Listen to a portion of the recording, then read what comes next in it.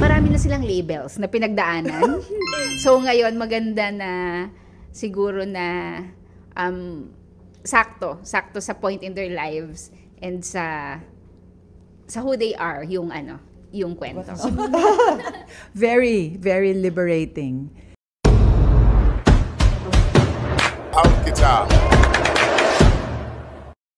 Yeah, because parang si Betty kasi as a character, she's very confident in her own skin. Mahal niya sarili niya. She doesn't need, or she's not looking for validation from the rest of the world. So, siguro, at this stage of my life, ganun din ang nararamdaman ko. That I look up to her in so many ways.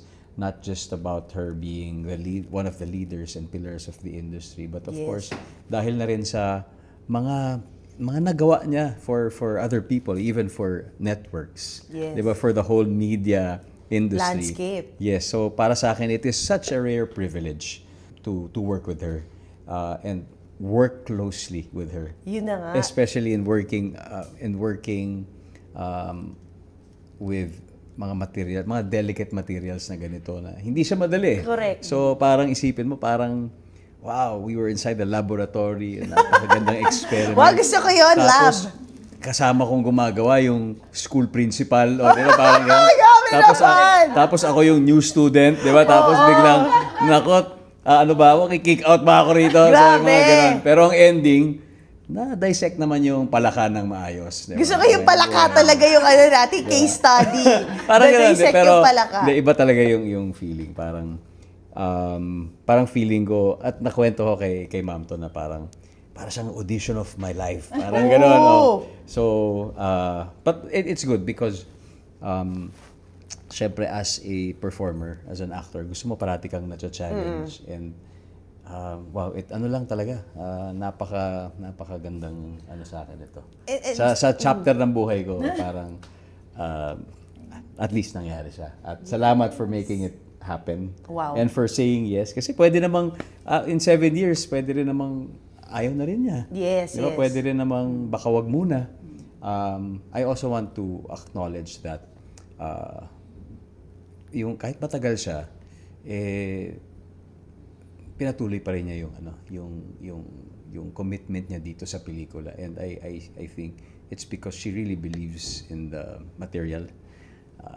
Kaya, yun. Yeah, Thank you. Irene really made it easy for the both of us.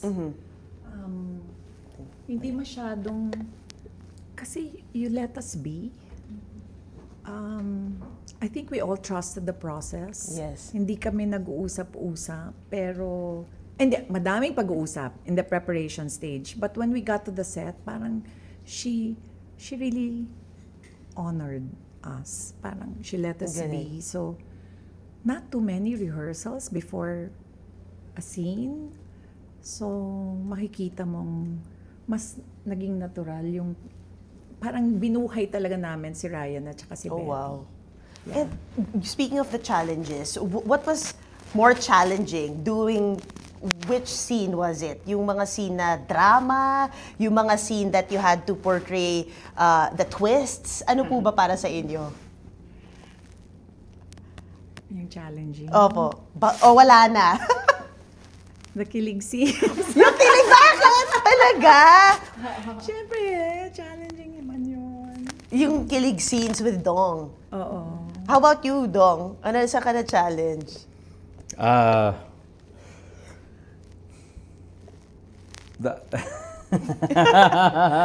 Baka kasi maano.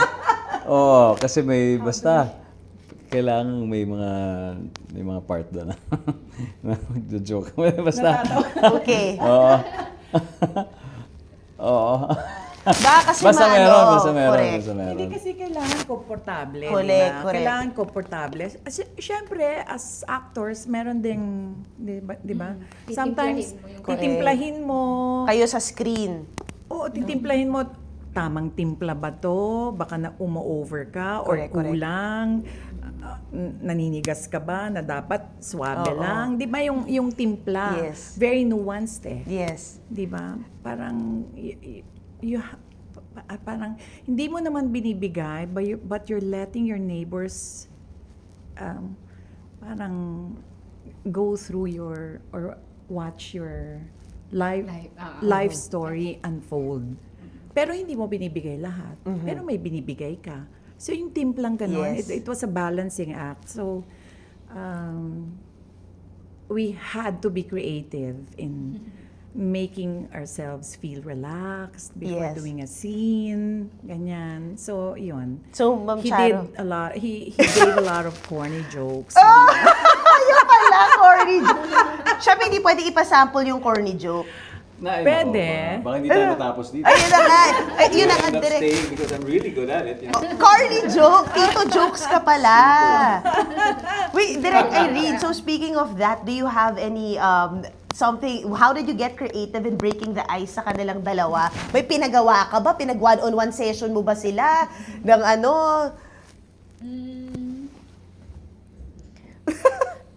Mas siguro sa yung chemistry kasi nila, ang galing lang nila na-develop siya sa set. Pero pero dinidevelop ko sila ng separate.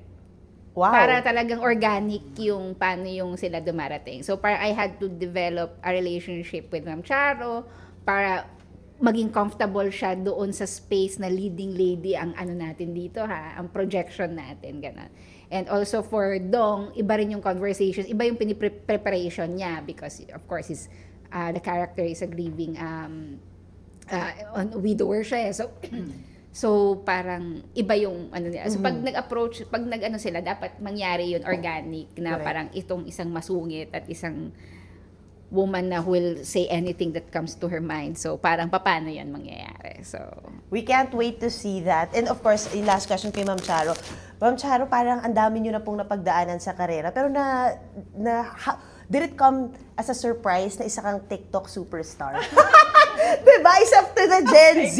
My God, I mean, I swear, you're always on our FYP. Oh my gosh. Hindi ako Gen Z, feeling lang po. Pero yun nga, I was like, wow, you know the trends. Did it come as a surprise? It did. But yeah, it's- because I but was it's- very scared. Really? Yeah, at the start, I didn't want to do it. But then I was convinced and basta one day, sinabi na lang nung digital person, Ma'am, gawin mo to.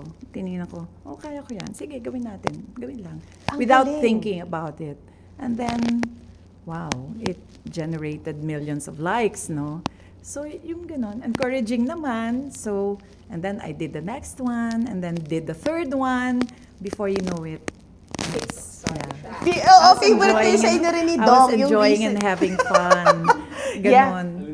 Yung nasa fast talk kayo, di ba, ano kayo? Ay. Yung Ah, bago, ganun. yeah. Anxiety. That recent Anxiety. one. But what Yeah. does that But say? the first one, Marian was the one who Who egged us said? on to Siya to yung do. nag-record.